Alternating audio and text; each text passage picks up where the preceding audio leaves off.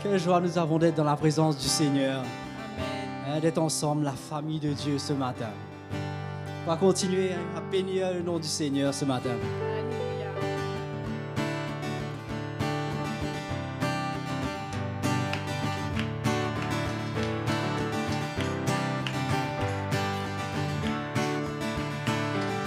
Oh, quelle joie quand on me dit allons à la maison de l'Éternel. Oh, quel amour, oh, quelle paix dans la maison de l'Éternel. Il y a la joie, il y a la paix, il y a l'amour dans la maison de Dieu. Il y a mes frères, il y a mes sœurs. Oh, quel amour dans la famille de Dieu. Oh, quelle joie quand on me dit allons à la maison de l'Éternel.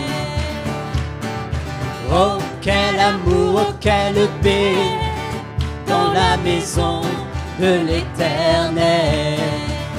Il y a la joie, il y a la paix, il y a l'amour dans la maison de Dieu. Il y a mes frères, il y a mes sœurs. Oh, quel amour dans la famille de Dieu.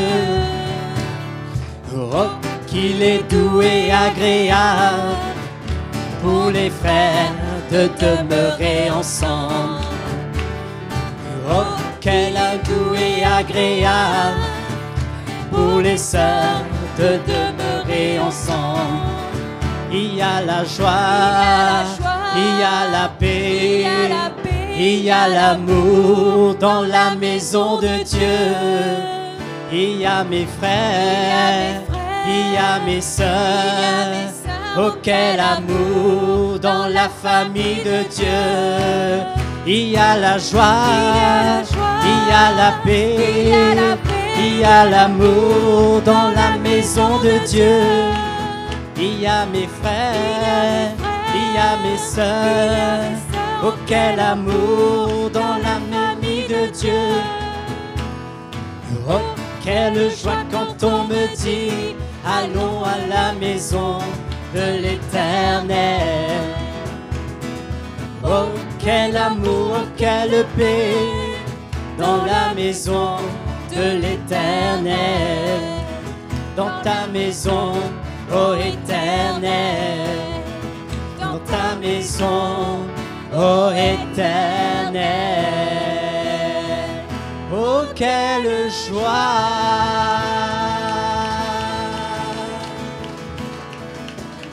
Alléluia. Alléluia. Nous bénissons ton nom ce matin. Quelle joie d'être dans ta présence, Seigneur. De savoir que tel que nous sommes, nous pouvons venir devant toi. Alléluia. Tu es merveilleux, Jésus. Nous bénissons ton nom ce matin. Nous élevons nos voix vers toi, Seigneur. Toi seul est digne de louange. Toi seul est digne d'être élevé, Seigneur. Nous rendons gloire à ton nom, Seigneur. Tu es notre Dieu, notre libérateur, Seigneur. Alléluia, Jésus. Nous te rendons gloire, Seigneur.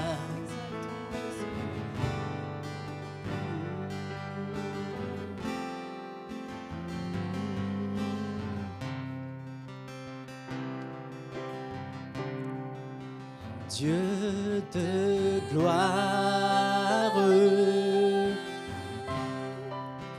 Dieu de gloire, Dieu de gloire, tu es roi. Dieu de gloire, Dieu de gloire, Dieu de gloire, tu es roi.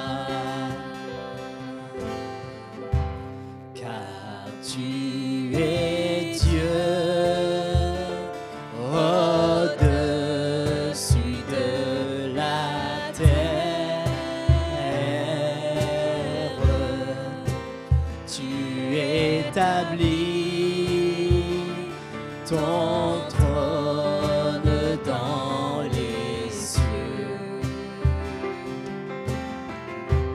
car tu es Dieu au-dessus de la terre. Tu es le roi, tu es le seul Dieu, Dieu de gloire, Dieu de gloire, Dieu de gloire, Dieu de gloire,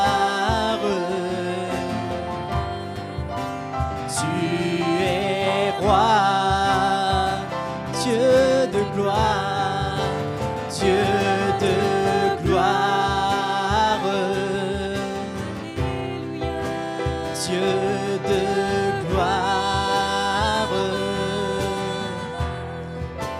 Dieu de gloire,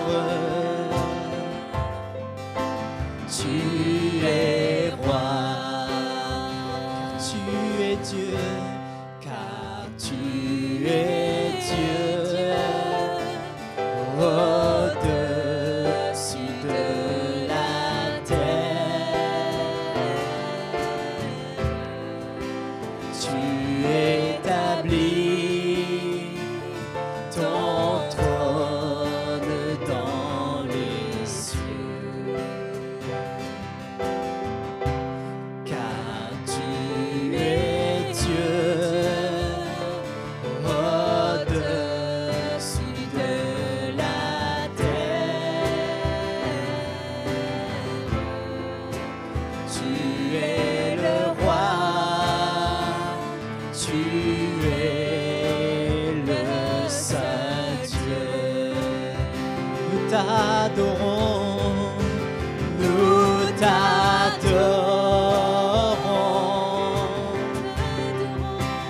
nous t'adorons,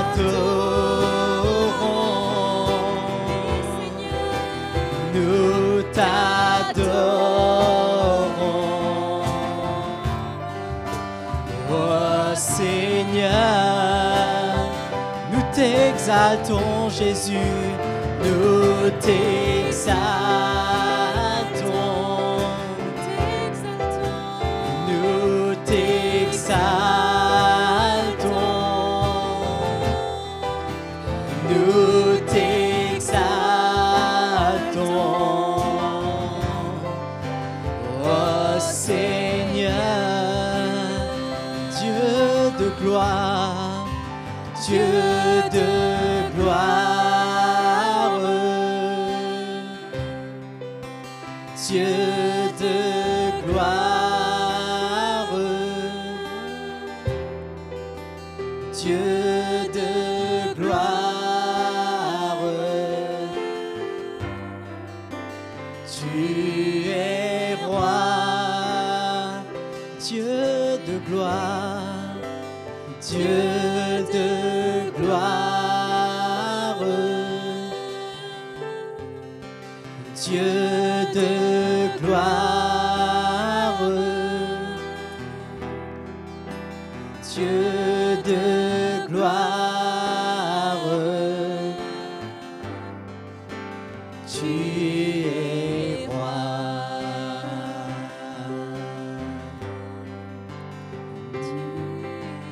Nous levons nos mains vers toi, nous levons nos mains vers toi, nous levons nos mains vers toi, nous te célébrons,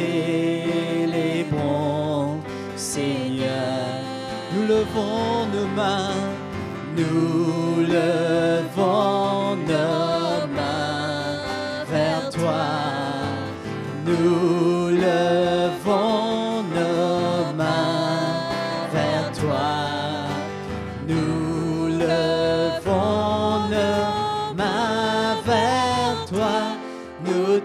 célébrons, Seigneur. Ici tu es présent. Ici tu es présent. Ici tu es présent. Nous te célébrons, adorons le Seigneur, adorons le Seigneur, adorons le Seigneur, adorons le Seigneur, adorons son nom. Ici tu es présent, ici tu es présent, ici tu es présent, ici tu es présent, nous te célébrons, Seigneur, nous te célébrons, Seigneur Jésus, nous te célébrons, Seigneur.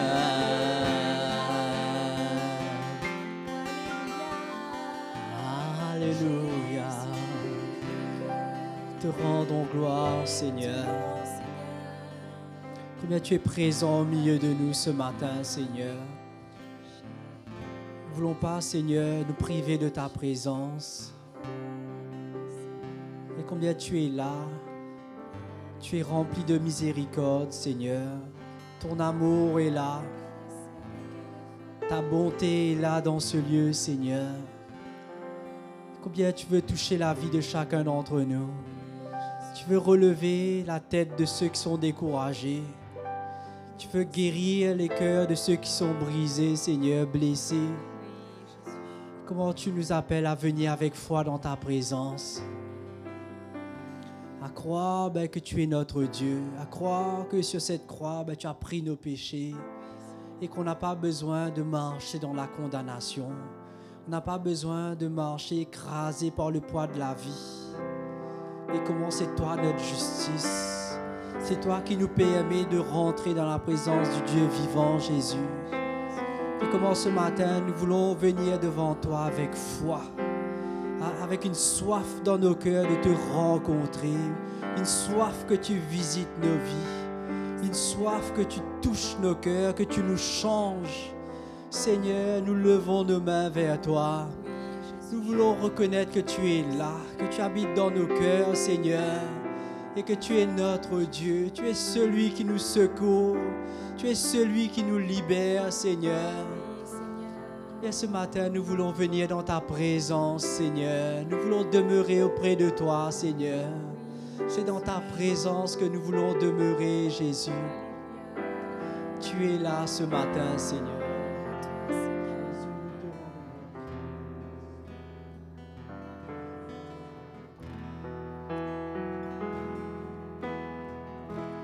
Je veux être là où tu demeures, chaque jour dans ta présence. Je ne veux pas t'adorer de loin. Attire-moi là où tu es. Je veux être là où tu demeures. Pour toujours dans ta présence. Emmène-moi là où tu demeures. Je veux être auprès de toi. Je veux être là où tu es. Demeurer dans ta présence et me rassasier de toi. Entouré de ta gloire, dans ta présence, c'est là que je veux habiter.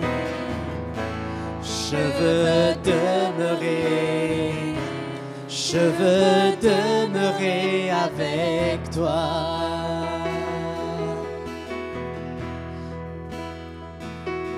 Je veux être là où tu demeures, chaque jour dans ta présence. Je ne veux pas t'adorer de loin. Attire-moi là où tu es. Je veux être là où tu demeures, pour toujours dans ta présence. Emmène-moi là où tu demeures. Je veux être auprès de toi. Je veux être là où tu es, demeurer dans ta présence et me rassasier de toi, entouré de ta gloire, dans ta présence. C'est là que je veux habiter. Je veux demeurer, je veux demeurer avec toi. Je veux être là où tu es, demeurer dans ta présence et me rassasier de toi, entouré de ta gloire, dans ta présence. C'est là que je veux habiter. Je veux demeurer, je veux demeurer avec toi. Je veux demeurer, je veux demeurer avec toi. Je veux demeurer, je veux demeurer avec toi.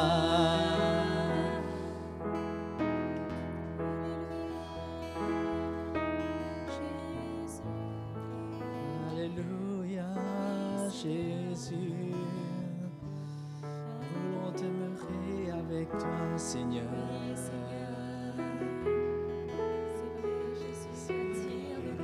Merci Jésus, tu nous fais don de ta présence et le vœu de notre cœur, c'est de demeurer toujours auprès de toi. Comme David, ton serviteur, qui disait « Ce que je désire, c'est d'habiter dans ta maison tous les jours de ma vie. » C'est le désir de notre cœur, Seigneur. Tu nous as appris à t'aimer, tu nous as appris à te connaître aussi, et ce matin, tu accueilles tes enfants dans ta présence. Depuis que le voile a été déchiré, le voile qui nous séparait de toi, nous avons libre accès. Par tes souffrances, par tes meurtrissures, par ta mort sur la croix, tu nous as donné accès auprès du Père. Et ce matin, nous pouvons nous approcher chacun avec assurance, en sachant que nous sommes accueillis, que nous sommes aimés, que tu es là pour nous.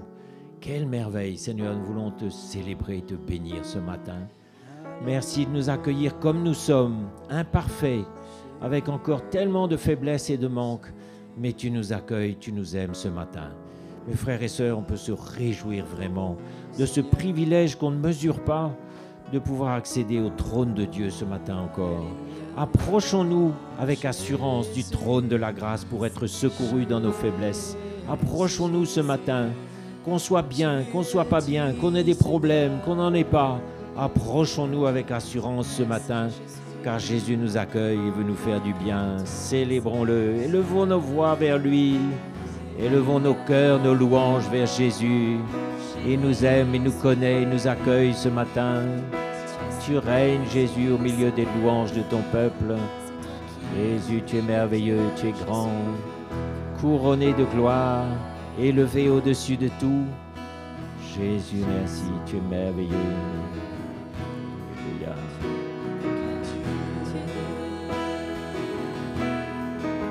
Sois la gloire à Dieu.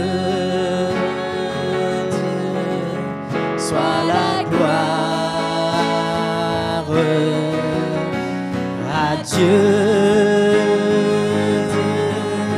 soit la gloire pour les choses qu'il a fait. À Dieu,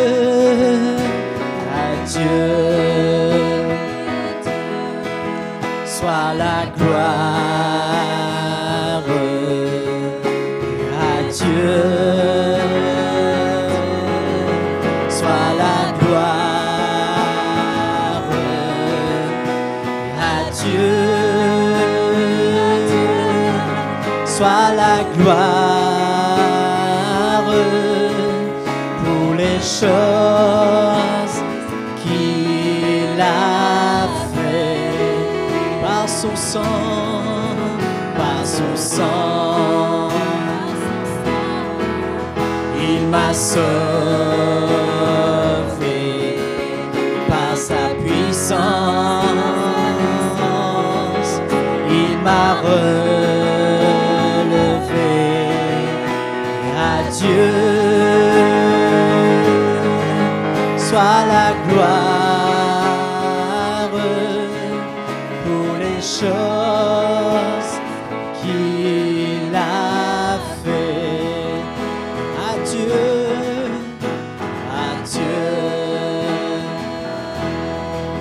soit la gloire. À Dieu soit la gloire. À Dieu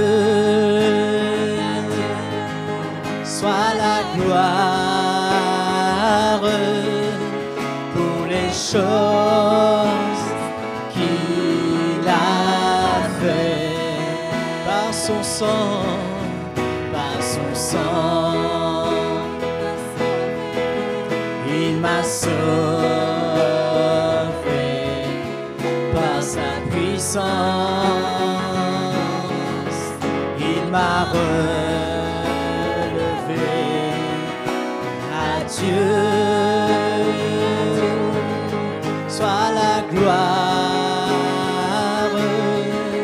pour les choses qu'il a fait,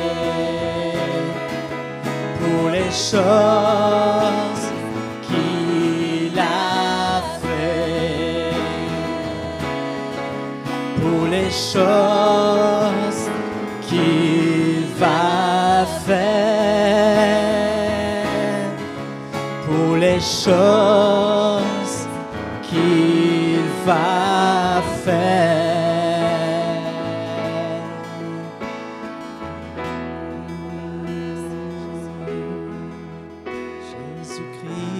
Jésus-Christ est Seigneur.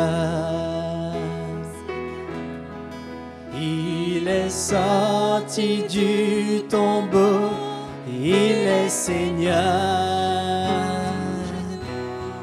Tout genou fléchira, toute langue confessera que Jésus est Seigneur.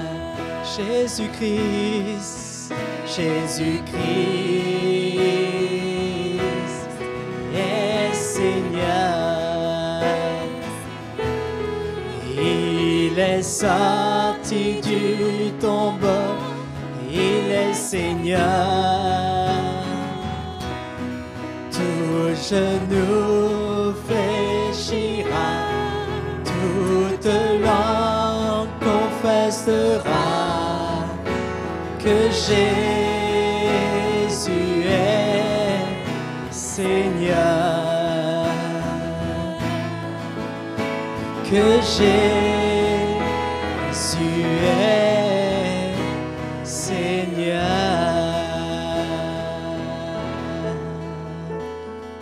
Alléluia. Jésus est sorti du tombeau, mes frères et sœurs. Il a vaincu la mort. Et ce matin, nous pouvons l'acclamer. Nous nous réjouissons ce matin parce que Il est sorti du tombeau, mais nous aussi, il nous a inclus dans sa résurrection. Alléluia. Nous aussi, nous savons que nous allons vivre pour l'éternité. Amen. Et on a chanté tout à l'heure, gloire à Dieu pour les merveilles qu'il a faites dans nos vies. Il a fait des merveilles dans nos vies. Hein? Quand je vois tous les miracles qu'il a fait dans beaucoup d'entre nous, d'où il nous a sortis, le chemin qu'il nous a fait parcourir, sa main est sur nous, il ne nous lâche jamais. Et on a terminé en disant merci pour les merveilles qu'il fera, parce qu'il en fera encore, et on sera étonné de voir ce qu'il va faire. On a un Jésus merveilleux, nous avons un Seigneur merveilleux, mes frères et sœurs. Et ce matin, il y a une joie immense dans notre cœur, malgré les soucis, les problèmes, ça il y en aura toujours, mais ça ne doit jamais monter au-dessus de cette espérance vivante qu'il a placée en nous. Bienvenue mes frères et sœurs, bienvenue à tous ceux qui nous visitent, nous vous accueillons ce matin.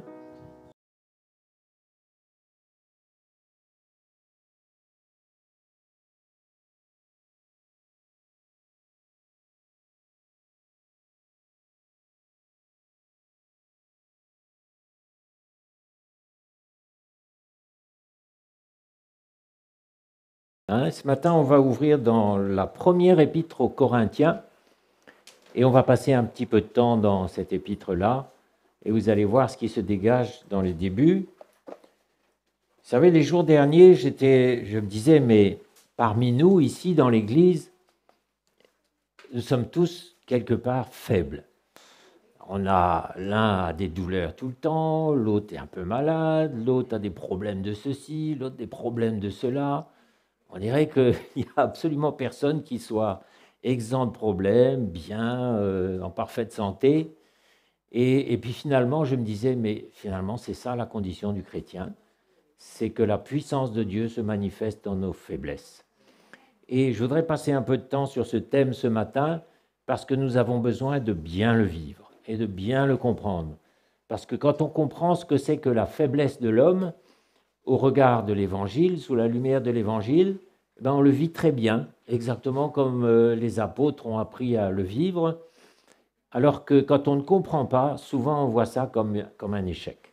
On a le sentiment d'un échec, ou on a le sentiment de quelque chose qui vient contre nous pour nous fatiguer, et on supplie le Seigneur d'enlever l'épreuve, de nous délivrer de l'épreuve, alors qu'il y a vraiment une lumière qui a besoin de venir pour que nous comprenions quelle est la condition humaine avec sa faiblesse et quelle est la place de Dieu dans tout cela et où tout ça s'en va, où ça part tout ça. Et c'est clair qu'il faut bien comprendre que Jésus n'est pas venu sur cette terre pour que nous soyons riches, bien portants, heureux, florissants. Il n'est pas venu pour ça du tout. Il n'est pas du tout venu pour résoudre les problèmes naturels. Il n'est pas venu pour mettre les Romains dehors et que les Israélites soient enfin libres d'habiter chez eux en paix. Ce n'est pas pour ces motifs naturels qu'il est venu. Quoique, parce qu'il a un cœur et qu'il nous aime, il a guéri des malades, il a même ressuscité des morts, c'est vrai. Ça, c'est son cœur pour nous, c'est son amour pour nous. Et aujourd'hui encore, il le fait. C'est son amour pour nous. Il est capable de nous guérir miraculeusement. Il est capable de nous sortir de l'épreuve. Il est capable de nous délivrer. C'est vrai. Mais son objectif principal, quand il est venu sur cette terre, ce n'était pas pour améliorer la vie naturelle, mais il est venu pour démarrer, pour initier une vie complètement nouvelle, qui est la vie de Christ, qui est la vie de l'Esprit, qui est le royaume des cieux, ce royaume qui pour l'instant est invisible, parce que nous croyons en Jésus sans l'avoir vu encore, et nous espérons dans ce royaume qui est réel, qui est concret, mais que nous ne voyons pas non plus. Et c'est de ce côté-là qu'est la victoire. Mais de notre côté, c'est la faiblesse qui est notre part aujourd'hui. Et vous pouvez voir que Jésus lui-même a vécu dans la faiblesse d'un corps d'homme, volontairement. Et par cela, il a bien montré qu'il n'avait pas de projet pour le monde. Le Seigneur n'a aucun projet pour le monde. Aucun. Vous savez, les hommes politiques, les grands hommes ont des tas de projets, des tas d'idées. Il faut faire ci, il faut faire ça. Et chacun préconise sa solution. Mais le Seigneur n'a aucun projet pour le monde. Le monde est destiné à disparaître. Il est destiné à être entièrement détruit à brève échéance. Et ce que le Seigneur est venu faire, c'est poser les premières pierres, poser le fondement de son royaume. Le royaume de Dieu dans lequel il nous invite, dans lequel il nous accueille, et dans l'esprit, nous y sommes déjà. Mais on est encore aussi quelque part dans ce monde naturel. Mais c'est ça que Jésus est venu construire. Le royaume. Et il a dit, mon royaume n'est pas de ce monde. Tu veux me mettre en prison? Mets-moi en prison. Tu veux me tuer? Tue-moi. Et c'est ce qui s'est passé. Il s'est laissé sans se défendre, sans protester, il s'est laissé emprisonner, juger, mettre à mort. De ce côté-là, du côté du monde naturel, il n'a aucun projet, mais son royaume est le royaume des cieux, le royaume de Dieu. C'est ça qu'il est venu construire, et c'est ça qui se construit en nous chaque jour. Christ en nous qui se construit chaque jour, c'est là-dessus que le Seigneur veut mettre l'emphase, parce que notre corps naturel est destiné de toute façon à vieillir, à s'user, à périr, et il finira dans le tombeau, à moins que Jésus vienne nous chercher avant, je ne sais pas. Mais ce n'est pas pour embellir la vie naturelle qu'il est venu. Et on va commencer la lecture dans 1 Corinthiens chapitre 1 au verset 26. Et on va voir ici qui il a choisi pour construire son royaume, qui il a choisi pour commencer à construire. Considérez, frères, que parmi vous qui avez été appelés, il n'y a ni beaucoup de sages selon la chair, ni beaucoup de puissants, ni beaucoup de nobles. C'est vrai, hein, parmi nous ici, il n'y a pas de ministres, il n'y a pas d'ambassadeurs, il n'y a pas de gens très puissants, de nobles, il n'y a rien de tout ça. Ni de puissants, ni beaucoup de nobles, mais Dieu a choisi les choses folles du monde pour confondre les sages. Il a choisi les choses faibles du monde pour confondre les fortes. Et Dieu a choisi les choses viles du monde et celles qu'on méprise, viles, c'est-à-dire sans valeur, celles qui ne sont point, pour réduire à néant celles qui sont, afin que personne ne se glorifie devant Dieu. Donc, il nous a choisis exprès comme ça. Moi-même, je me souviens où j'étais quand il est venu me chercher. C'était quelque chose d'effrayant. C'est pourtant nous, mes frères et sœurs, qu'il a choisis, avec nos misères, nos faiblesses, nous qui ne sommes rien du tout. Et regardez comment, dès le début, il a choisi des gars qui étaient des marins-pêcheurs du lac de Tibériade. Beaucoup ne savaient même pas lire ni écrire. Voilà quel genre de calibre il a choisi pour construire son royaume. Et nous aussi. On dirait que Dieu a voulu cacher la vraie sagesse à un endroit où les puissants de ce monde n'iront jamais la chercher. Dans la faiblesse, dans la plus grande faiblesse de l'homme. Il a caché en nous la vraie puissance, la vraie sagesse, parce que jamais les puissants de ce monde n'iront la chercher chez nous. Pour nous, nous sommes une folie. Pour eux, nous sommes une folie. Nous ne sommes rien. Nous sommes méprisables. Mais c'est le choix de Dieu. Et le but de tout cela, c'est que personne ne se glorifie devant Dieu. Vous savez, le Seigneur, je crois, ne veut pas nous perdre une deuxième fois en raison de l'orgueil. Il nous a perdus déjà à l'époque d'Adam et de Ève, à cause de cette semence que Lucifer a plantée dans leur cœur, et il ne voudrait pas que ça recommence. Et c'est une des raisons pourquoi il a choisi des gens faibles, c'est pour que personne ne se glorifie devant lui. Et quand on voit ce qu'on est dans le naturel, quand on se souvient d'où nous venons, moi je me souviens très bien d'où je viens, il n'y a vraiment peut-être pas de quoi tirer gloire, de quoi être fier, mais nous ne pouvons que rendre gloire à Dieu. Et c'est ça qu'il attend, c'est fait exprès. Donc déjà, on peut remercier Jésus ce matin. Hein. Seigneur, merci, car tu n'as pas révélé ces choses aux puissants, mais tu les as révélées aux enfants, à ceux qui ne sont rien, à ceux qui sont vils, à ceux qui sont insignifiants aux yeux du monde. Donc c'est tout bénéfice pour moi, puisque moi je ne suis rien dans le monde, méprisable aux yeux du monde. Et regardez dans toute la Normandie, qu'est-ce que nous sommes, nous, ce petit groupe de Biorel, là. Personne ne sait qu'on existe, on est insignifiant, mais c'est là que Dieu construit, c'est bien là qu'il construit. Et il y a 2000 ans, c'était pareil, c'était avec ces quelques marins-pêcheurs, collecteurs d'impôts et tout ça qu'il a commencé à construire, des gens qui n'étaient strictement rien aux yeux du monde. Et par contre, ceux qui faisaient profession de connaître Dieu, qui avaient des diplômes de théologie, qui étaient influents, réputés, etc., il a été obligé de les laisser de côté parce qu'ils étaient impropres à tout usage de la part de Dieu. Parce qu'ils étaient gonflés d'orgueil, remplis d'orgueil. Il aurait voulu les associer à la construction, mais il n'a pas pu. Il a été obligé de les laisser de côté. Et à un moment, il a dit aux Juifs, écoutez, puisque c'est comme ça, désormais j'irai vers les païens. Et Paul de même commençait toujours par aller dans les synagogues, prêcher l'Évangile. Il allait de synagogue en synagogue. Et puis un jour, il a dit, ben, écoutez, puisque vous, les Juifs, vous ne voulez pas du salut, j'irai désormais vers les païens. Et lui, qui était juif de naissance, il est parti évangéliser les païens, pendant que Pierre s'occupait des Juifs, parce que quand même, il fallait s'en occuper. Et quand même, beaucoup de Juifs ont donné leur cœur à Jésus et ont cru et sont nés de nouveau. Donc, déjà, ça nous réjouit de voir que Dieu a choisi. Il ne s'est pas trompé, hein. Quelquefois, on se dit, Seigneur, tu t'es trompé, c'est pas possible. Je connais un tel qui est tellement plus capable, tellement plus intelligent, qui ferait merveille ici dans l'Église avec ses dons et ses talents. Le Seigneur nous dit, non, non, j'ai choisi exprès quelqu'un d'insignifiant afin que ce soit moi qui sois glorifié. Dans les derniers temps, c'est Jésus qui va être élevé. Il va se glorifier dans son Église, mais il ne laissera personne se glorifier parce que c'est dangereux et parce que la gloire lui appartient aussi. Aucun homme n'a le droit de se glorifier, et ceux qui l'ont fait, parce que c'est arrivé, regardez quand il y a eu cette époque au début du siècle où il y a eu beaucoup d'évangélistes célèbres, des grands hommes qui ont converti des milliers de personnes, qui ont prêché l'évangile avec puissance. Beaucoup sont tombés dans le piège de l'orgueil, ils sont tombés dans le péché et finalement ils sont morts dans leur péché. Vous voyez comment c'est dangereux. Et quand on transporte la gloire de Dieu, on a besoin de se rassurer qu'on est toujours dans cet état de faiblesse parce que la gloire appartient à Dieu. Ça, c'est un aspect. Et on continue la lecture au chapitre 2. On commence le chapitre 2. Et Paul raconte et dit aux Corinthiens, « Pour moi, frères, lorsque je suis allé chez vous, ce n'est pas avec une supériorité de langage ou de sagesse que je suis allé vous annoncer le témoignage de Dieu. » Vous savez qu'il y a beaucoup de chrétiens qui cherchent la puissance entre guillemets. Alors on saute, on pile, on crie, on met la sono à fond, on invente des prophéties, on fait toute une mise en scène pour simuler la puissance de Dieu.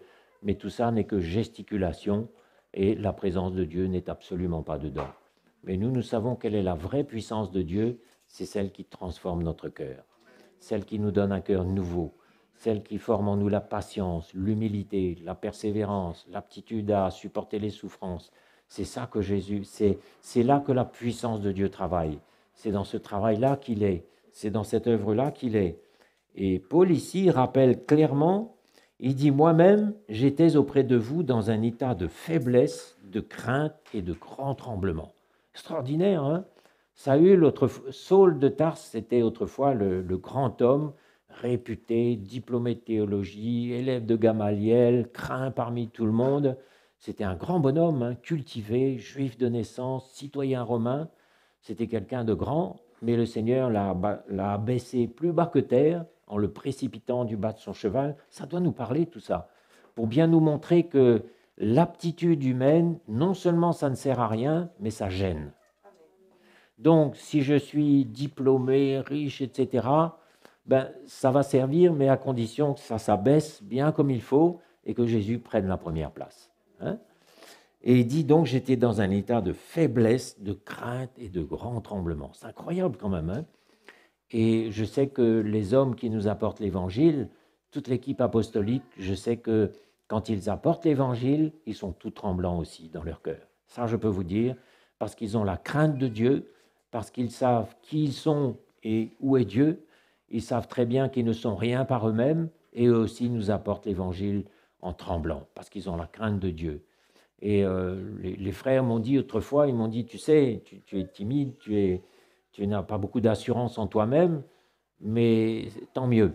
Et ils m'ont dit, le jour où tu auras de l'assurance, où tu te sentiras à l'aise, confiant, bien, eh ben, danger. Parce que l'orgueil est là et la chute n'est pas loin. Donc moi aussi, je continue à vous apporter l'Évangile en me sentant incapable, en me sentant pas qualifié du tout. Mais je dis, Seigneur, on y va. Aujourd'hui encore, on y va. C'est ma croix, c'est ce que tu me demandes. Et c'est ma participation aux souffrances de Christ. Mais j'y vais parce qu'il me le demande. Mais j'apporte l'Évangile tout tremblant moi aussi parce que je sais que je ne suis rien dans le naturel. Et finalement, qu'est-ce qui travaillait avec Paul? Ben, c'était cette grande puissance de Dieu. C'était plus sa compétence, son aptitude, sa théologie, sa prestance, son éloquence. C'était rien de tout ça. J'ai eu un petit aperçu l'autre jour sur Internet d'un concours d'éloquence. Je crois que c'était dans le cadre de l'école polytechnique. Oh, quelqu'un qui parle avec un brio avec... c'est fantastique, quoi.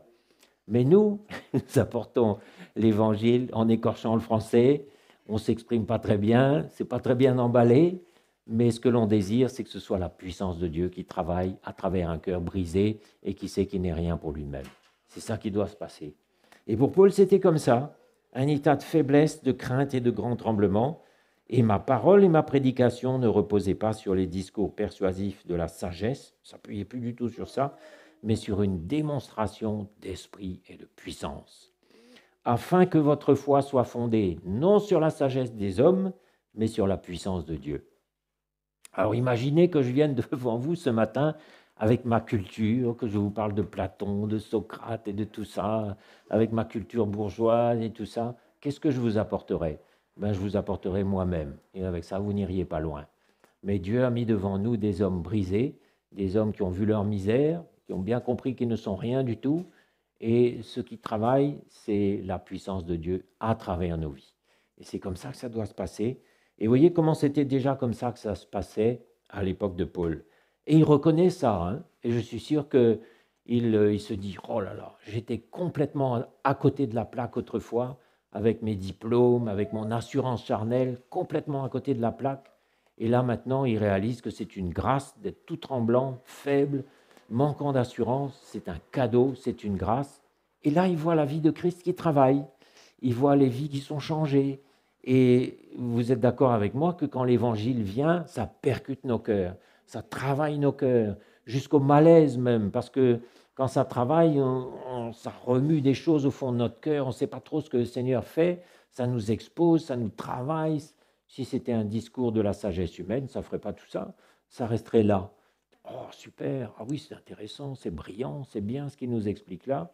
Il y a des gens qui sont doués comme ça pour faire des conférences, mais ça nourrit notre tête. Et après, quand on sort de là, on se dit, mais finalement, ça n'a pas nourri mon cœur. Et on peut quitter ces grands discours-là en se disant, ben, oui, c'est intéressant, c'est brillant, mais qu'est-ce que ça a produit en moi? Qu'est-ce que ça a nourri en moi? Et on sort de là avec un sentiment de ne pas être nourri. C'est vrai, hein? Alors que la vraie parole de Dieu, elle nous travaille, elle nous remet en question, elle nous confronte, elle nous met mal à l'aise. C'est l'épée qui sépare la chair et l'esprit. C'est ça la vraie parole de Dieu. Et le but de Paul, c'était que la foi des Corinthiens soit fondée sur la puissance de Dieu. Et c'est bien ça qui s'est passé. Alors on continue la lecture, toujours dans les Corinthiens, et on va au chapitre...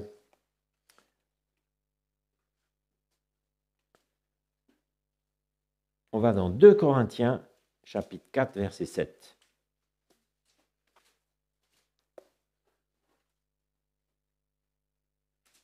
Nous portons ce trésor dans des vases de terre, afin que cette grande puissance soit attribuée à Dieu et non pas à nous. 2 Corinthiens 4, verset 7. Des vases de terre, ben voilà exactement ce que nous sommes. Un vase de terre, vous le laissez tomber, pouf, il se brise en 1000 morceaux.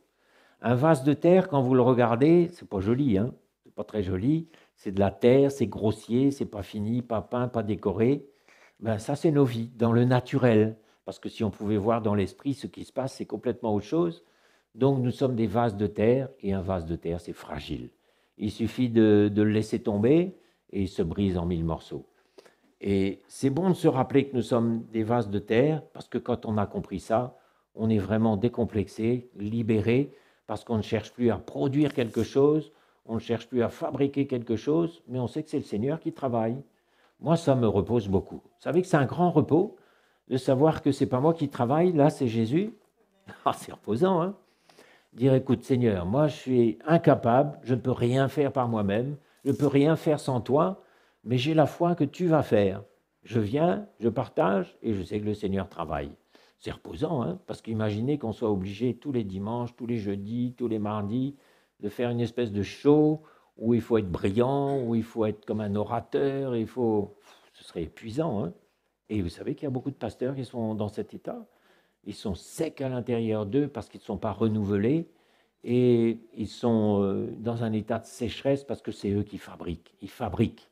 Ils ne sont pas renouvelés, ils ne sont pas nourris. Il n'y a pas cette puissance parce qu'ils font tout dans leur propre force. Mais quand on reconnaît qu'on est faible et qu'on s'en remet à la puissance de Dieu, on est dans le repos. Et on est renouvelé. tous les matins, une petite parole qui vient dans notre cœur.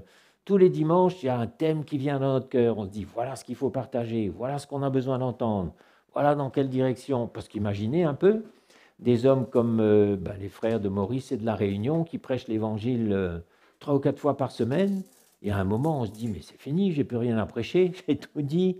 Et on a envie de s'asseoir, mais ils sont renouvelés parce qu'ils ne sont rien pour eux-mêmes, mais ils sont constamment renouvelés par la vie de Christ qui circule en eux, qui coule comme un fleuve d'eau vive, alors qu'eux sont sur la croix, faibles, tremblants, n'étant plus rien pour eux-mêmes. La vie de Christ agit en eux et elle vient vers nous et elle nous forme, elle nous travaille, elle nous dépouille, elle forme Christ en nous. Voilà comment ça se passe.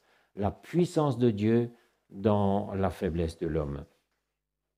Et il décrit un peu plus, verset 8, « Nous sommes pressés de toute manière, mais non réduits à l'extrémité. Dans la détresse, mais pas dans le désespoir. Persécutés, mais non abandonnés. Abattus, mais non perdus. Portant toujours avec nous, dans notre corps, la mort de Jésus, afin que la vie de Jésus soit aussi manifestée dans notre corps. » Donc la description qu'il fait là nous montre qu'il est tout le temps à la limite de mourir, tout le temps à la limite de rendre son dernier souffle, tout le temps vraiment à l'extrême limite, et pourtant il est toujours vivant. Et à l'âge de 66 ans, il était toujours vivant, toujours en train de prêcher l'Évangile. Alors ça, c'est un peu nos vies, non? Regardez comment dans la vie courante, on est constamment aux prises avec des problèmes, avec des douleurs physiques, avec des maladies, avec des problèmes financiers, avec des problèmes de couple, des problèmes de famille, des problèmes de travail, problèmes. Et si on est un jeune, on est aux prises avec des tentations qui paraissent trop fortes pour nous. Et puis finalement, on est toujours debout. Hein? Donc c'est exactement la description qui est faite ici. Pressé de toute manière, mais non réduit à l'extrémité.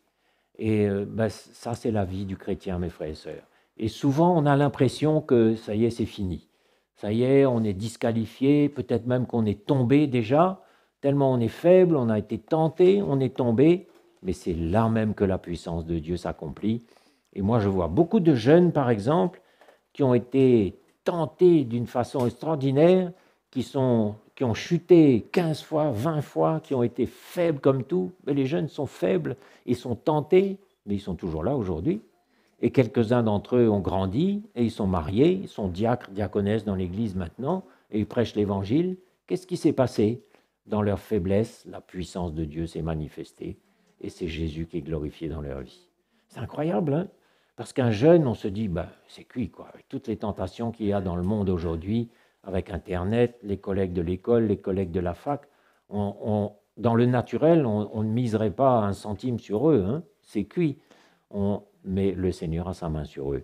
Et dans leur faiblesse, le Seigneur agit afin que cette grande puissance soit attribuée à Dieu et non pas à nous. C'est clair, hein? Et puis il y a aussi un autre aspect qui est fondamental, c'est que Jésus a prévu toutes les conditions dans nos vies pour qu'on soit obligé de crier à lui tout le temps. Quand je suis faible, quand je suis tenté, je suis obligé de crier à lui. Quand je suis malade, je crie. Quand j'ai plus d'argent, je crie. Quand j'ai des problèmes de couple, je crie. Mais c'est ça le plan de Dieu, qu'on soit obligé de crier à lui tout le temps. Maintenant, imaginez que je sois beau, riche, heureux, diplômé, en bonne santé, aucun problème. Moi, je connais un homme qui est dans cette situation. Il a réussi ses études, il a fait des diplômes, il a des diplômes extraordinaires, il a eu une réussite professionnelle extraordinaire, il est riche, mais il n'a pas besoin du Seigneur. Et aujourd'hui encore, depuis tant d'années, il refuse le Seigneur, il n'en a pas besoin. Ce serait nous, ça, mes frères et sœurs. Si on était puissants par nous-mêmes, toujours réussissant en tout, on n'aurait pas besoin de Dieu, on s'appuierait sur nos propres forces, et Jésus le sait très bien. Il sait que ce serait un piège pour nous. Et c'est pour ça qu'il nous a fait faibles et qu'il nous apprend aussi à nous appuyer sur lui.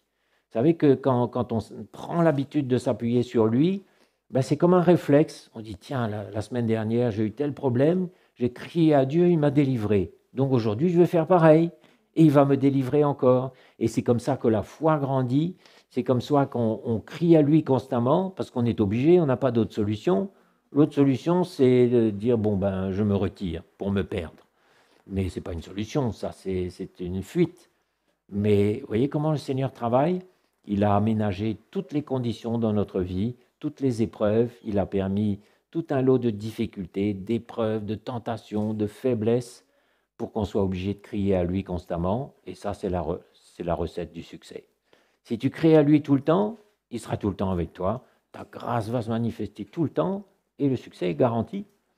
Et on est toujours là. Mais c'est fou quand même. Vous vous êtes demandé déjà, mais comment ça se fait que je suis encore là? Vous vous êtes posé la question déjà? Peut-être même, et certains d'entre vous ont même quitté l'Église pendant des années. Je ne dis pas que c'est ça qu'il faut faire, hein, mais bon, quelquefois ça arrive. D'autres sont tombés, mais alors bien tombés. Mais la grâce du Seigneur ne se lasse jamais. Il ne se lasse pas de pardonner, sa miséricorde est infinie, et jusqu'à notre dernier souffle, il n'aura de cesse de venir nous chercher et de nous relever et de manifester sa puissance. Et quand enfin on revient après toutes ces années, on est tout brisé, on est bien humilié, on a besoin d'être humilié, ça nous fait du bien. Et on dit, Seigneur, je ne vois qu'une chose, c'est ta bonté. Ton amour, ta patience, ta bonté. Moi, je ne suis rien du tout, mais c'est toi qui es quelque chose. La puissance de Dieu s'accomplit dans la faiblesse de l'homme. Ça, c'est merveilleux quand on comprend ça. Si vous comprenez bien ça, vous ne serez plus dans la défaite. Vous ne serez plus en train de vous condamner. Vous ne serez plus en train de vous inquiéter. Mais vous saurez que c'est normal d'avoir des faiblesses, d'être tenté, et même de tomber quelquefois. Vous allez vous relever. Vous ne mourrez pas parce que Jésus va vous prendre par la main et vous relever. Quand on a compris que c'est ça la façon de marcher, et que c'est ça aussi la façon de puiser dans le cœur de Dieu pour être dans la victoire tout le temps, parce que avec la description que Paul a faite là, il n'est pas mort, hein, il n'est pas mort du tout, mais il dit au contraire, dans tout cela, nous sommes plus que vainqueurs. Plus que vainqueurs. Lui, c'est la victoire qu'il voit. Hein, il est constamment emprisonné, battu, fouetté, livré aux lions, opposé, dans la détresse, dans les calamités, dans les souffrances. Mais lui, ce qu'il voit, c'est une victoire totale. La victoire, et même quand il est en prison, il dit la parole de Dieu n'est pas liée. Et il se réjouit, et il dit mes frères sont encouragés par mes chaînes, et il prêche l'évangile avec encore plus d'ardeur. Donc, quoi qu'il arrive, dans toutes ses faiblesses et ses misères, il voit la puissance de Dieu qui travaille, qui travaille, qui travaille. Lui, il n'est plus rien pour lui-même, mais il a compris que Dieu travaille à travers nos faiblesses. Frères et sœurs, si vous comprenez ça, vous serez dans la victoire tout le temps. Mais la vraie victoire, pas la victoire de la force humaine qui finalement n'est que faiblesse. Dans vos forces, vous ne serez que faiblesse. Vous savez, il y a beaucoup de descriptions de l'Égypte dans l'Ancien Testament. Et combien de fois le peuple de Dieu est descendu en Égypte pour chercher secours, au lieu d'aller vers l'Éternel? Ben ça nous parle. L'Égypte, ce sont les capacités humaines, l'intelligence humaine, et ce n'est pas pour nous. D'accord? 2 Corinthiens 12, on continue encore. Et c'est vraiment ça qui ressort de la première épître de Paul. C'est frappant de voir la faiblesse d'un homme et la puissance de Dieu qui construit l'Église. L'Église a été construite, hein? L'Église de Corinthe a été construite. Il m'a été mis une écharde dans la chair, 2 Corinthiens 12, verset 7, un ange de Satan pour me souffleter et m'empêcher de m'enorgueillir. 3 fois j'ai prié le Seigneur de l'éloigner de moi. Ça, c'est ce qu'on fait souvent. Seigneur, délivre-moi de l'épreuve, enlève cette maladie, guéris-moi. Et c'est bon aussi, parce que le Seigneur, souvent, nous guérit, nous délivre, etc. Mais il faut bien comprendre une chose. Le Seigneur, 3 fois j'ai prié le Seigneur, et il m'a dit, ma grâce te suffit, car ma puissance s'accomplit dans la faiblesse. J'ai souligné en rouge ça. Ma grâce te suffit, car ma puissance s'accomplit dans la faiblesse. Et quand Paul a compris ça, c'était fini. Il n'était plus en train de demander au Seigneur, guéris-moi, libère-moi, etc. Mais il a vécu toute sa vie avec sa faiblesse. Et nous connaissons aussi des hommes de Dieu dans l'Église. Nous connaissons des hommes de Dieu et parmi les plus éminents qui ont des faiblesses physiques terribles. Il y en a un qui arrive à peine à se tenir debout, l'autre qui a une jambe qui le fait souffrir horriblement, un autre qui avait du diabète. Enfin, ils ont servi le Seigneur avec ça. Et ils se sont appuyés sur la force de Dieu. Et vous savez, quand on doit aller faire quelque chose, souvent le premier réflexe, c'est de se dire « je ne peux pas, je suis trop fatigué, je n'ai pas la force, je n'ai pas le courage, c'est trop ». Mais on s'appuie sur le Seigneur, on y va, et on sent alors une force qui nous empoigne, qui nous équipe. On est surpris nous-mêmes de voir la force que le Seigneur nous donne. La puissance de Dieu dans la faiblesse de l'homme. Et il dit, je me glorifierai bien plus volontiers de mes faiblesses. Incroyable, hein? Il se glorifie de ses faiblesses parce qu'il sait que la puissance de Christ repose sur lui. C'est pourquoi je me plais dans les faiblesses, dans les outrages, dans les calamités, dans les persécutions, dans les détresses pour Christ. Il se plaît là-dedans. C'est incroyable, hein? Car quand je suis faible, c'est alors que je suis fort. Oh, ça c'est merveilleux. Et vous voyez ce que c'est que la vraie force pour le chrétien? Et ça, c'est pour un temps. C'est pas pour tout le temps, parce que un jour nous serons dans le royaume des cieux, et là, la page sera tournée, la faiblesse. Parce que qu'est-ce qui est faible en nous? C'est la chair, c'est l'univers naturel. Mais quand nous serons dans nos corps glorifiés, dans le royaume de notre Père céleste, tout ça sera terminé, et nous aurons un autre style de vie avec la force de Dieu. Il n'y aura plus cette menace permanente qui est la chair. Mais aujourd'hui, nous sommes dans une situation inconfortable parce que nous sommes dans un entre-deux.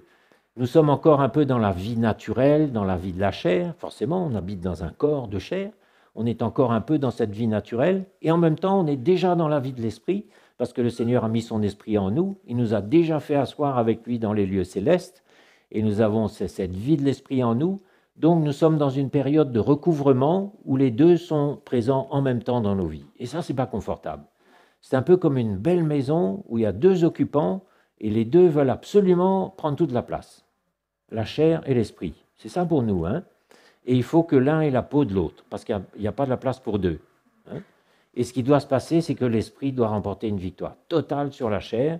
C'est pour ça que Jésus nous a donné la croix, pour réduire la chair à l'impuissance totale, pour que le Saint-Esprit puisse prendre toute la place dans notre vie, qu'il ne soit plus gêné, qu'il ne soit plus affaibli par l'action de la chair. Donc, c'est inconfortable, cette période de recouvrement où on est dans un entre-deux. Nous avons déjà les arts de l'esprit, mais nous sommes encore sous les contraintes de la vie naturelle. Mais ça, ce n'est que pour un temps. Et vous verrez tout à l'heure comment le Seigneur va nous délivrer le jour où il va nous enlever de cette terre, où nous serons dans des corps glorieux, où la chair, ce sera terminé. On n'aura plus besoin de la crucifier parce qu'elle n'existera plus. On n'aura plus ce combat parce qu'on sera entièrement dans le domaine de l'esprit.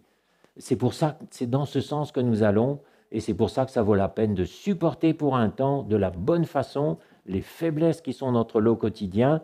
Et si je souffre, si j'ai des douleurs partout, si j'ai mal, ben ça va construire quelque chose en moi. Ça va construire la patience, ça va construire l'endurance, ça va construire une complicité avec Jésus parce que je vais me reconnaître dans ses souffrances. Je vais dire, ben, Seigneur, tu as souffert, moi aussi je souffre avec toi pour la bonne cause. Ça va créer une relation forte, une intimité. Et Jésus pourra nous dire un jour, ben, tu as accepté de souffrir avec moi. Et quand vous souffrez, vous construisez l'Église. Ce n'est pas en prêchant, en évangélisant qu'on construit l'Église. C'est en acceptant de souffrir pour la bonne cause. C'est en vivant nos faiblesses de la bonne façon. C'est en pardonnant à ceux qui nous offensent. C'est sur notre lieu de travail. C'est dans notre maison avec notre conjoint. C'est là qu'on construit l'Église. Tu prends ta croix avec ta femme, avec ton mari, tu construis l'Église. Tu n'es pas quelqu'un qui prêche, mais tu pardonnes sur ton lieu de travail, là où personne ne te voit, tu construis l'Église. C'est comme ça qu'on construit l'Église, mes frères et sœurs. Mais il faut bien comprendre quelle est la place de la faiblesse, car quand je suis faible, c'est alors que je suis fort. Et maintenant, on va aller faire un petit tour dans le livre des Juges, dans l'Ancien Testament. Ça va nous changer les idées un peu, et vous allez voir que c'est tellement parlant. L'Ancien Testament, c'est l'ombre des choses à venir, c'est une représentation naturelle de ce qui un jour devait se passer dans l'esprit. Juges chapitre 7. Alors pour ceux qui connaissent leur Bible, qui y a-t-il dans Juges? Qui est le personnage de Juges chapitre 7? Wow, bravo. Si vous ne savez pas, ben, passez un peu plus de temps dans votre Bible tous les jours. Gédéon, qu'on appelait Jérubal, et tout le peuple qui était avec lui se levèrent de bon matin. Alors, l'histoire, le contexte ici, c'est que le peuple de Dieu avait été opprimé pendant des temps et des temps par Madian. Madian, c'était les Madianites, c'était l'ennemi du peuple de Dieu, quoi. Et là, un jour, ils ont crié, et le Seigneur leur a envoyé un libérateur qui était Gédéon. Et c'est drôle d'ailleurs parce que Gédéon, j'ai relu, au début du récit, quand le Seigneur l'appelle, Gédéon dit « Mais Seigneur, je suis une des familles les plus pauvres de toute la région, je ne suis absolument rien. » Enfin, il a fait état de sa misère devant Dieu. Et le Seigneur lui a dit, c'est toi, bonhomme, que j'ai choisi. Va avec la force que je te donne. Avec le Seigneur, il n'y a pas de discussion. Hein. Il y en a beaucoup qui ont dit, Seigneur, je suis petit, je suis faible, je ne sais pas parler, etc. Le Seigneur te dit, va. Et on ne discute pas avec le Seigneur. Donc il nous a appelés, qu'est-ce qu'on va faire? On marche, on va jusqu'au bout, et on se confie dans notre Dieu parce que c'est un tel privilège, une telle aubaine. C'est l'homme qui a trouvé un trésor. Vous vous rendez compte un peu? Imaginez que vous alliez dans un champ avec votre détecteur de métaux, et là vous tombez sur le trésor. Ben, c'est un peu nous ça, hein. On est tombé sur un trésor qui a priori ne nous était pas destiné, qu'on n'a sûrement pas mérité, mais quand on a trouvé un trésor, on accepte un peu quelques contraintes. Hein.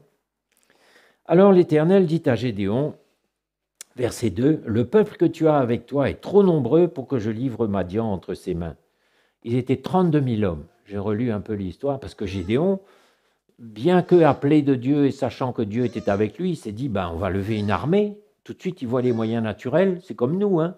Je vais mettre de l'argent de côté, je vais aller voir le médecin, je vais faire je ne sais pas quoi, je vais me fortifier. Et il lève une armée de 32 000 hommes. Alors, je serais curieux de voir quels étaient ces 32 000 hommes avec leurs fourches, leurs pelles. Enfin, c'était des gens du peuple certainement.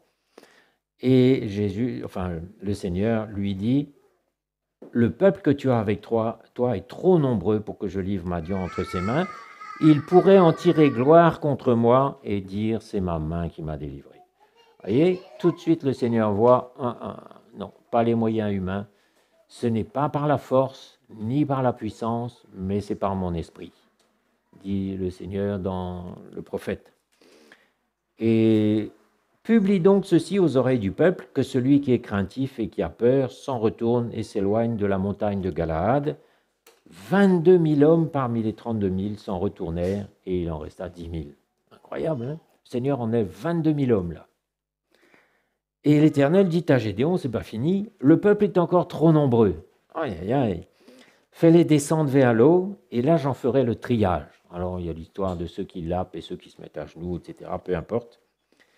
Et donc Gédéon fait descendre le peuple vers l'eau, et l'Éternel dit à Gédéon, tous ceux qui laperont l'eau avec la langue, comme lappe le chien, tu les sépareras de tous ceux qui se mettent à genoux pour boire. Ceux qui lapèrent l'eau en la portant à la bouche avec leurs mains furent au nombre de 300 hommes, et tout le reste du peuple se mit à genoux pour boire. Éliminez cela. Et l'Éternel dit à Gédéon, c'est par les 300 hommes qui ont lapé que je vous sauverai et que je livrerai Madian entre tes mains. 300 hommes sur 32 000, un dixième. Vous voyez comment, avec nos petits moyens, on fait beaucoup de choses. Avec nos forces insignifiantes qui ne sont que faiblesses, le Seigneur peut faire des merveilles. Avec 12 marins-pêcheurs illettrés, le Seigneur a commencé à construire son royaume. Et il continue. Et le Seigneur, il a dit, en plus, je ne suis pas venu pour les gens qui se portent bien, je suis venu pour les malades, pour les infirmes, pour les pécheurs. C'est ça qui construit le peuple de Dieu. C'est tout ça qui construit le peuple de Dieu. La faiblesse de l'homme, parce que c'est Jésus qui construit. Et quand nous accomplissons quelque chose, en fait, c'est Jésus qui l'accomplit pour nous. Et ici, le Seigneur a eu à cœur de bien montrer à Gédéon que ce n'était pas lui, ni ses forces, ni son armée, mais que c'était l'Éternel. Et verset 9, l'Éternel dit à Gédéon pendant la nuit, « Lève-toi, descends au camp, car je l'ai livré entre tes mains. » Vous savez, souvent on a l'impression qu'on réussit dans une situation, on arrive au bon moment, ça marche, mais c'est le Seigneur qui a planifié tout ça. C'est sa main, on ne voit pas sa main agir là. On arrive au bon moment, on trouve le bon job. Un jour, je cherchais une école pour mon petit dernier, mon fils. Avec ma femme, on se disait, mais qu'est-ce qu'on va faire? Comment on va faire? Le Seigneur nous a donné l'école, il nous a donné le rendez-vous. On est arrivé auprès du directeur. Il y avait 12 places en tout et pour tout, avec le profil qu'on cherchait, 12 places, et il en restait une sur 12. Il restait une, et c'était pour nous. Ce n'est pas des hasards. Dans notre dénuement, on ne savait plus quoi faire, dans quelle école, quelle formation, qu'est-ce qu'on va faire avec lui? Parce que vous savez, quelquefois, les enfants ne vont pas droit au but, comme nous, ils errent un peu, ils tâtonnent un peu. Le Seigneur nous a donné cette place, et notre fils est resté là 4 ans. Il a passé son bac, il a bien réussi. Aujourd'hui, il travaille dur, il gagne sa vie, il réussit. C'était le plan de Dieu. Et quelquefois aussi, on cherche, on tâtonne, on ne réussit pas. Là aussi, ça peut être la main de Dieu. À Chaville, on a cherché à faire des travaux d'agrandissement, on n'a pas réussi. Pourtant, on y a mis tout notre cœur, tout notre savoir-faire, toutes nos prières. La porte ne s'est pas ouverte. Le Seigneur a un autre plan. Donc, dans toute chose, c'est la puissance de Dieu, c'est la sagesse de Dieu, et on peut rendre gloire à Dieu. La main de Dieu est invisible, mais elle bouge dans toutes les directions dans nos vies.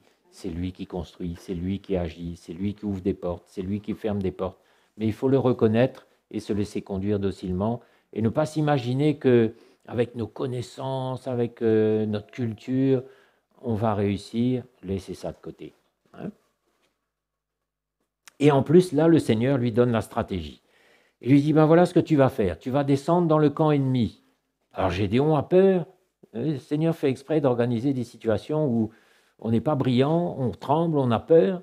Et il lui dit, ben, tu as peur, ben, prends avec toi Pura, le serviteur, et il ira avec toi. Alors Gédéon descend tout tremblant avec son collègue auprès du camp de Madian. Et là, il entend un homme qui raconte son rêve. Il raconte un songe. Il dit, j'ai eu un songe, et voici un gâteau de pain, etc. Et il comprend que c'est la stratégie de Dieu, que l'ennemi est en train d'exposer devant Gédéon à haute voix. Et il revient et se dit, voilà, c'est ça le plan de Dieu. Et là, il a compris, il retourne chez les siens, ils appliquent la stratégie du Seigneur. Vous connaissez l'histoire des cruches, des bougies, etc. Une stratégie du Seigneur de A jusqu'à Z, et évidemment, la victoire est totale, victoire éclatante. Comment pourrait-il en être autrement? Donc ça, mes frères et sœurs, cette histoire de Gédéon, ça illustre de quelle façon le Seigneur nous emmène, de quelle façon le Seigneur veut nous donner la victoire, et ça doit vraiment nous décomplexer.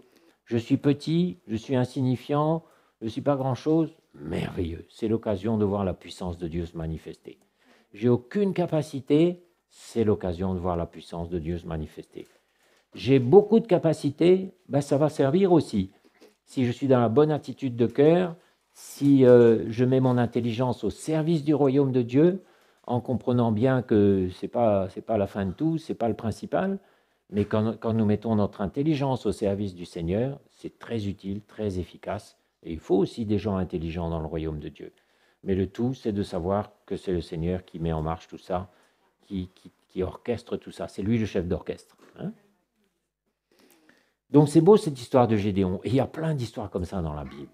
Passez du temps dans l'Ancien Testament, non pas surtout pour vous inspirer de ces techniques, de ces principes, de ces lois, de ces ordonnances. Ça, c'est définitivement pas pour nous, mais parce qu'il y a des modèles dedans comme Gédéon, il y a des histoires qui sont tellement évocatrices, qui nous révèlent tellement de choses sur la manière dont Dieu agit dans nos vies. Allez, on va aller maintenant dans Philippiens 4,12. Et on retrouve Paul dans ses faiblesses. Philippiens 4, on va lire à partir de 11, verset 11. « Ce n'est pas en vue de mes besoins que je dis cela, car j'ai appris à être content dans l'état où je me trouve. Je sais vivre dans l'humiliation, je sais vivre dans l'abondance. En tout et partout, j'ai appris à être rassasié, à avoir faim.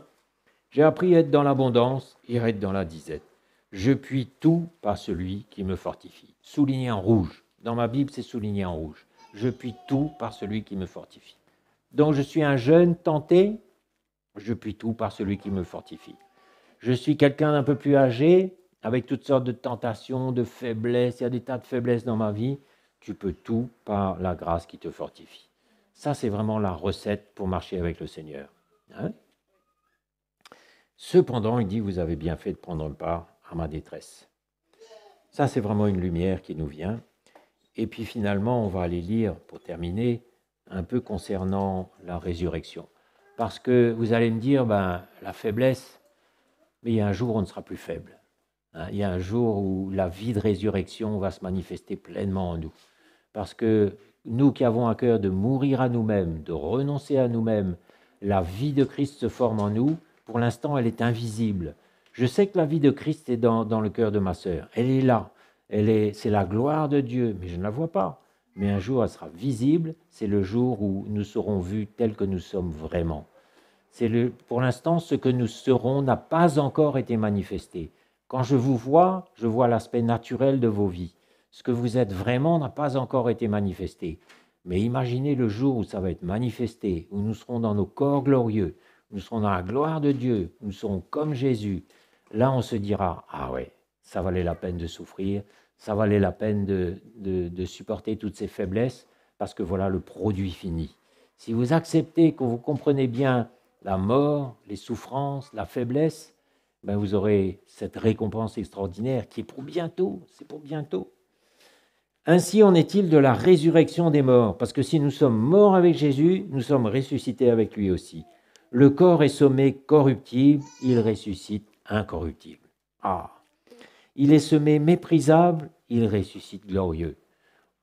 Il est semé infirme, il ressuscite plein de force. Il est semé corps naturel, il ressuscite corps spirituel. Et on pourrait dire aussi, il ressuscite plein de faiblesses. Il est semé plein de faiblesses, finalement, notre vie naturelle, et c'est simplement une semence. C'est quelque chose qui doit mourir, quelque chose qui n'est pas la vie définitive. Le Seigneur n'a aucun projet pour ma vie naturelle, ni pour le monde naturel, il n'y a aucun projet pour tout ça, mais son seul et unique projet, c'est de construire Christ en nous, de construire l'univers céleste, cet univers céleste où Christ sera resplendissant en nous, où la vie de l'esprit sera vue comme elle est vraiment. Ça vaut la peine, non ? Ça vaut la peine de persévérer pour ça.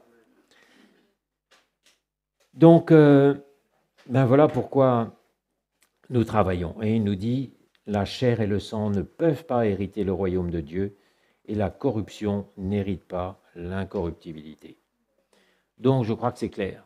Hein ? Qui est faible aujourd'hui ? Je crois que nous tous. Ben maintenant, apprenons à gérer cette faiblesse, apprenons à bien la vivre, que ce soit un allié pour nous, qu'on ne voit pas ça comme un échec.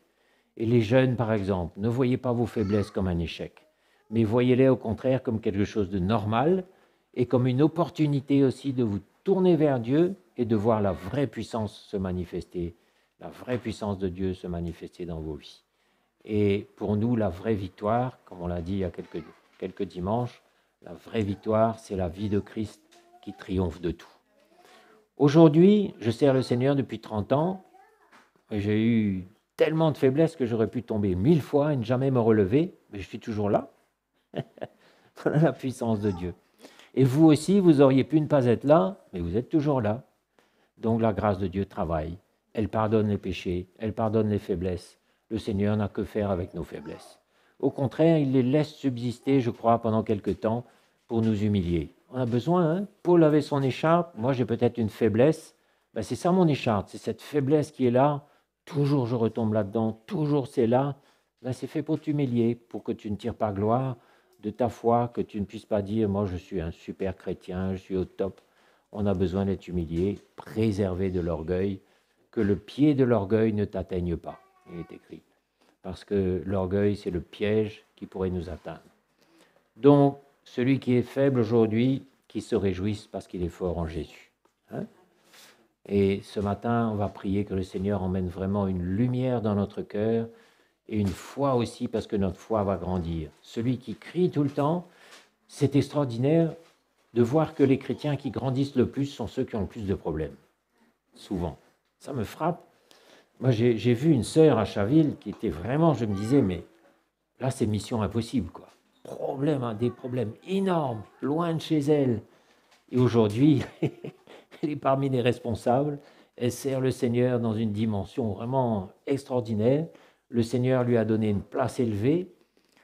Elle dit, ah, ça, alors vraiment, il n'y a aucune chance que ce soit la force de l'homme, mais c'est l'amour de Dieu qui l'a gardée. Et je me souviens de jours où elle a pleuré, où elle pleurait au téléphone. Et on pleure avec ceux qui pleurent.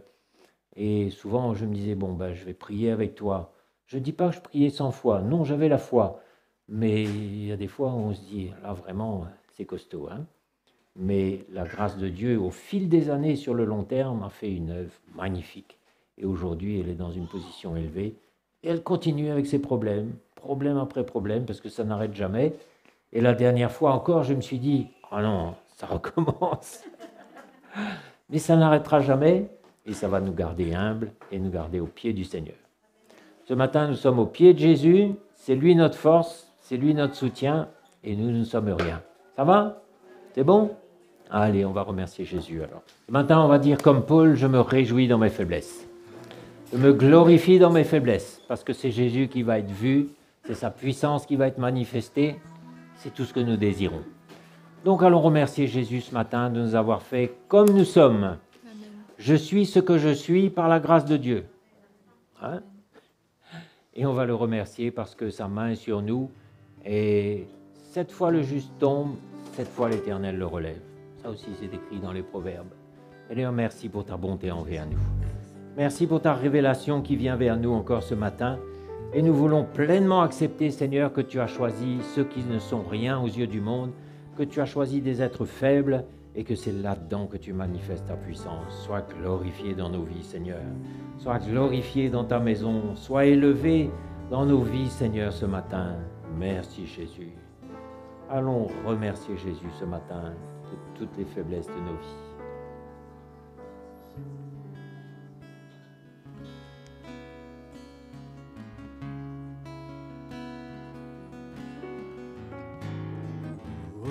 J'étais sans ta commande, sans ta grâce abandonné, rejeté, méprisé. Tu es venu vers moi et tu m'as pris par la main. Tu m'as pardonné, tu m'as lavé, purifié. Jésus, c'est toi le chemin, tu es la vérité. Jésus, c'est toi qui guéris, c'est toi qui nous donne la paix. Jésus, je veux t'adorer, toi qui m'as délivré. Nul n'est comme toi, Seigneur, je veux te suivre. Jésus, ta parole est puissante. Elle ouvre mes yeux et elle me change jour après jour. Seigneur, tu m'as dit que ce ne serait pas facile de renoncer à tout pour te ressembler de plus en plus. Jésus, c'est toi le chemin, tu es la vérité. Jésus, c'est toi qui guéris, c'est toi qui nous donne la paix. Jésus, je veux t'adorer, toi qui m'as délivré. Nul n'est comme toi, Seigneur, je veux te suivre. Jésus, c'est toi le chemin, tu es la vérité. Jésus, c'est toi qui guéris, c'est toi qui nous donne la paix. Jésus, je veux t'adorer, toi qui m'as délivré. Nul n'est comme toi, Seigneur, je veux te suivre.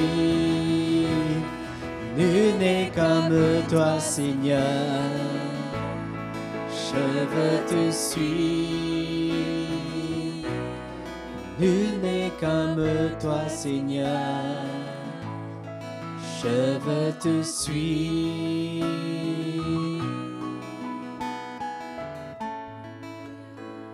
Merci Jésus. Merci Seigneur. Merci Jésus. Merci pour ton Saint-Esprit, Seigneur, qui travaille dans nos cœurs aujourd'hui encore. Seigneur, à chaque instant, tu travailles dans nos vies. À chaque instant, tu nous encourages, tu nous aides. Je prie ce matin, Seigneur, alors que nous sommes dans ta présence, que la lumière de ta révélation vienne, parce que c'est cette lumière qui libère. Je prie, Seigneur, que mes frères et sœurs soient libres de la bonne façon, et je prie qu'ils se confient en toi, qu'ils n'aient pas honte de leur faiblesse, mais qu'ils crient à toi, qu'ils se confient en toi, car tu es près de ceux qui ont le cœur brisé, près, tu entends le cri des malheureux qui crient vers toi. Seigneur, merci pour mes frères, mes sœurs ce matin. Mes frères et sœurs, si vous sentez que vous êtes faibles, que vous êtes tentés, criez à Dieu ce matin dans la simplicité de votre cœur. Et il vous accueille, il vous entend, il vous exauce. Et sachez qu'il est avec vous. Il n'est pas contre vous, mais il est avec vous. Il va vous instruire dans toute la vérité. Il va vous fortifier et vous vous tiendrez debout le jour où il reviendra. Jésus, merci. Tu as le pouvoir de nous fortifier, Seigneur. Alléluia. Voilà, le travail que le Seigneur a commencé, il a le pouvoir de le terminer et de le rendre parfait pour son grand jour qui approche.